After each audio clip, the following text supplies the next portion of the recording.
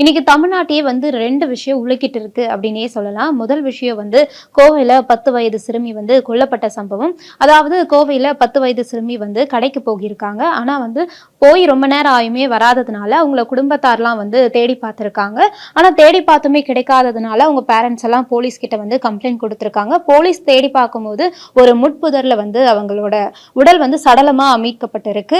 இதனால வந்து போலீஸ் வந்து விசாரணை செய்றாங்க. அப்போ சுற்றி இருக்கிற சிசிடிவி கேமராவெல்லாம் ஆய்வு செய்யும் போது 2 பேர் வந்து அந்த குழந்தைய வந்து கடத்திட்டு போனது தெரிய வந்திருக்கு.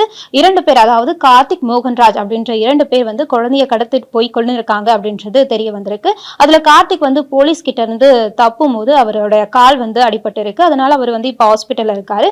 மோகன்ராஜ் வந்து நீதிமன்றத்துல ஆஜர்படுத்தப்பட்டு இப்ப சிறையில இருக்காரு. இப்போ என்னன்னா, அந்த குழந்தையோட உடல்ல வந்து காயங்கள் நிறைய இருந்ததுனால அவங்க பாலியல் வன்கொடுமைக்கு ஆளாக்கப்பட்டாங்களா அப்படின்ற விசாரணை வந்து நடந்துட்டு இருந்துச்சு. இப்போ வந்து அதுவுமே வந்து உறுதிப்படுத்தப்பட்டிருக்கு. அவங்க வந்து பாலியல் வன்கொடுமை செய்யப்பட்டு கொலை செய்யப்பட்டிருக்காங்க அப்படின்றது வந்து தெரிய வந்திருக்கு.